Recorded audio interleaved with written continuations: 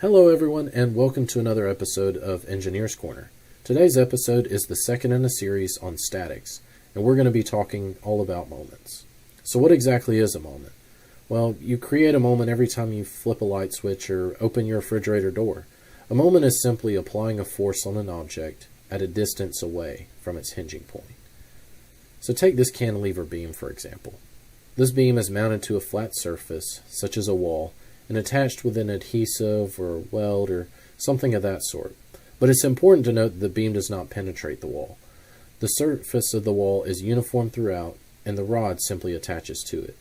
So we're going to refer to this side of the beam as our fixed end.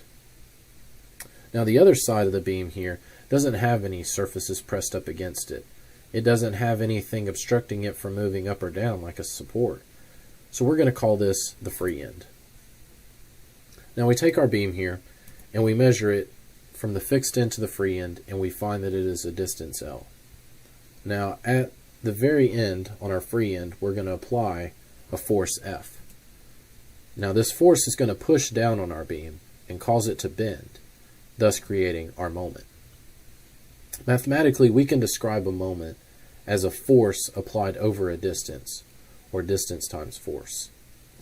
Now our distance here is L, and our force is F. So we can say that our moment is equal to L times F. Now let's say that we applied a bigger force at a distance x away from the fixed end. Now this distance x is shorter than L. Thereby we need to increase our force G if we wanted to achieve the same moment. But if we balanced them right, we could create the same moment from our force G at a distance x that we could by applying a force F at a distance L. So if we apply our force F at a distance L, we're going to create a clockwise moment on the beam. Now remember, this arrow could be faced this way or this way. And remember, in statics we don't want anything to move. Thereby we need to create a counterclockwise moment to cancel out this clockwise moment. And we can do that by applying a force here. A force of G applied upwards would create a counterclockwise moment. And this counterclockwise moment, if our force G was large enough and our distance x was small enough, we could create the same moment here, and thus the sum of our moments acting on the beam by the forces would equal 0. So let's take a look at this example here.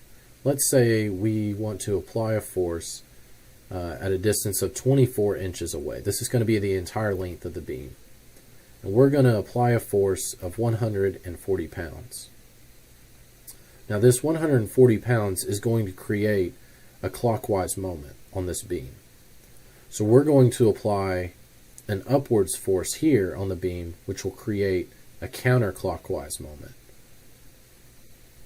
So we know that our force here is 336 pounds, and we're left to find the distance x and the moment that's going to be acting on this beam. So if we remember, a moment is simply a distance times a force. So if we plug in 24 inches for L and 140 pounds for F, we find that the moment created on our beam is 3,360 inch-pounds. Now an inch-pound is a unit of bending force, such as a torque.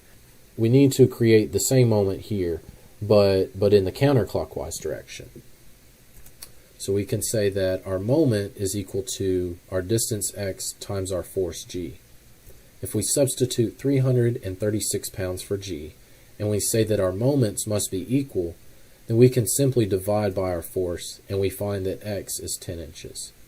So if we apply 336 pounds at a distance of 10 inches, then we will create the same moment as 140 pounds applied at a distance of 24 inches.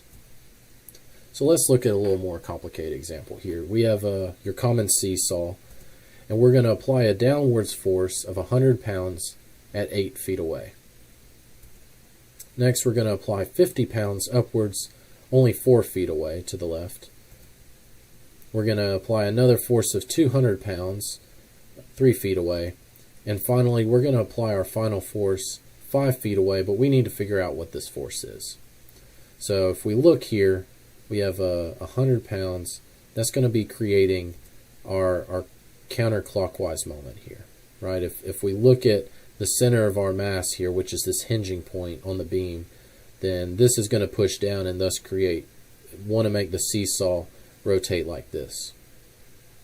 Now if we look at this force, this is actually going to go in the opposite direction. This is going to want to make this end go up and this other end go down. So the 200 pounds, while it's pointed down, you might think, oh, well, that must be acting in the counterclockwise. It's because it's on the right side of this hinging point that it pushing down actually creates a clockwise moment. And so that means for F, it's actually going to be the opposite of this 50 pounds. That's going to create a counterclockwise moment since we're pushing up and our seesaw is going to want to raise on this end and lower on this end. So let's move our problem up here. We want to take the sum of our moments, or the sum of our forces acting on the beam, and we want to sum those equal to 0. So remember, a moment is a distance times a force, and we want all of our moments to total to 0. Basically what we're saying is we want the counterclockwise and the clockwise moments to cancel each other out. So for our sign convention, we're going to say that a counterclockwise moment, such as this 100 pounds, or as this F here that we'll be looking for, those are going to be positive moments because they're acting in the counterclockwise direction. Now our 50-pound force and our 200-pound force are going to both be in the clockwise direction, therefore we're going to label those as negative.